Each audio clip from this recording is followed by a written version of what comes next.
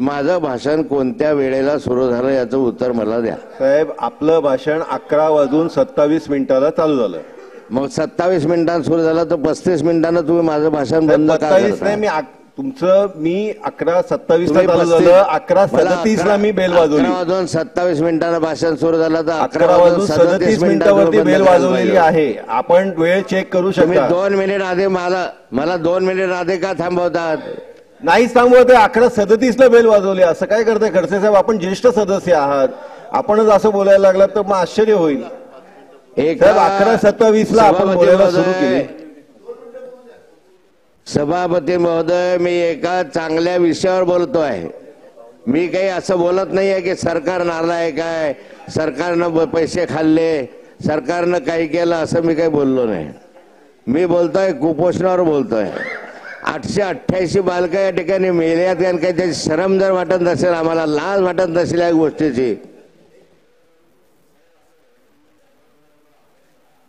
की राज्यपालाच्या अभिभाषणावरची वेळ किती, पक्षनिहाय किती, कोणी किती वेळ बोलायचं याचं आपल्याकडे काही जर असेल, मी आपल्याला वाचून सांगतो. हा, या इकडे भारतीय जनता पार्टीचे नाही ते नाही, कोण किती बोललं नाही. मला फक्त सांगा की राज्यपालाच्या अभिभाषणावरती जसं आपल्याकडे अर्धा तास चर्चा असते, 2.5 तास चर्चा असते, अशी राज्यपालाच्या अभिभाषणावरती चर्चेचा कालावधी निश्चित केलाय का? हो, दाखवा. आपण चार्ट मध्ये आपण अगोदरच घोषित केलेलं आहे. साहेब, एकच मिनिट. हो ना, एकच मिनिट मी वाचून सांगतो. तुम्ही किती वेळ आम्हाला बोलायला देता हे ते नाही म्हणत आहे. चर्चेला एकूण किती वेळ असतो? बरोबर आहे. चर्चेला एकूण 1 तास 50 मिनिटं हा आपण चर्चेला उपलब्ध करून दिलेला आहे. कशाच्या आधारावरती? माननीय सभापतींनी त्यावेळेस सभागृहाच्या निर्णय आणि त्यावेळेस घोषित पण केलेलं आहे. कशावरती? कालचा आणि आजचा मिळून या संदर्भातला निर्णय घेतलेला आहे. सभापतींचे अधिकार आम्हाला नाही माहिती काय? असं नाहीये ना. आम्ही ऐकतो याचा अर्थ असा नाही ना की कसेही चेपायचे आम्हाला.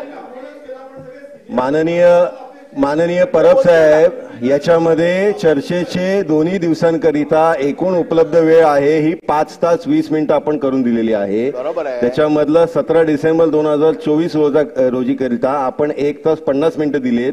त्याच्यानंतरही माननीय सभापती महोदयांनी मगाशी जाहीर केलेलं आहे की आपण ऐका तर त्याच्यामध्ये आपण पुढे असं पण जाहीर केलेलं आहे, आपण उशिरा आलात, की आपलं कामकाज नियमित झाल्यानंतर आपण परत चर्चेला सुरुवात करणार आहोत.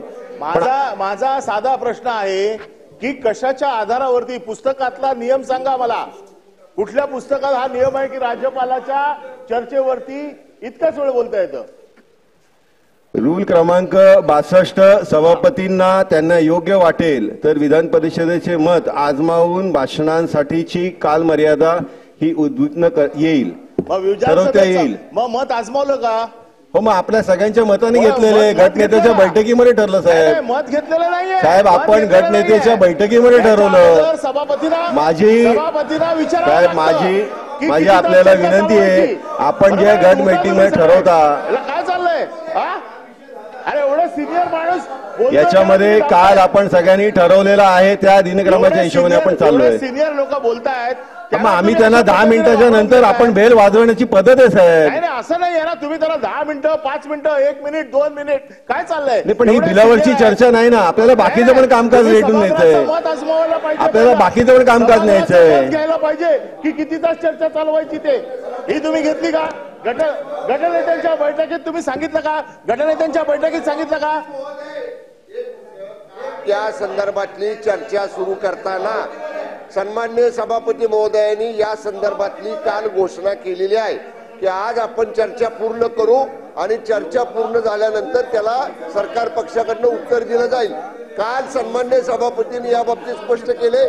तरी सुद्धा परब साहेब, आपण सभागृहामध्ये मगाशी असं ठरलं, सन्माननीय भाई जगताप साहेब बोलले तेव्हा ऐका ना, ऐका अरे ऐकून घ्या ना.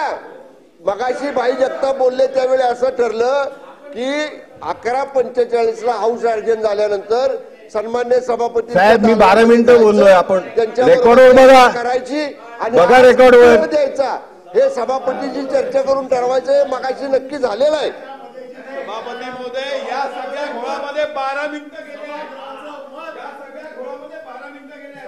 माननीय परब साहेब, या संदर्भातली काल घोषणा झाली, आपण काल काही बोलला नाहीत आणि आज आपण बोलताय. मला आश्चर्य वाटतं, आपण सिनियर आहात.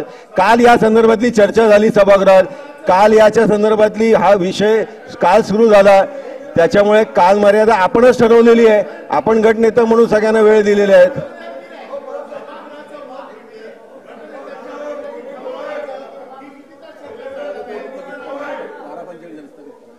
आता या चर्चेला आपण 11:45 पर्यंतची वेळ दिली होती. मी आता पुढचं कामकाज हे नियमित 12 वाजता सुरू होणार आहे, तिथपर्यंत मी सभागृह तहकूब करेन. महाराष्ट्रातील सर्व बातम्यांचे विश्वासार्ह व्यासपीठ,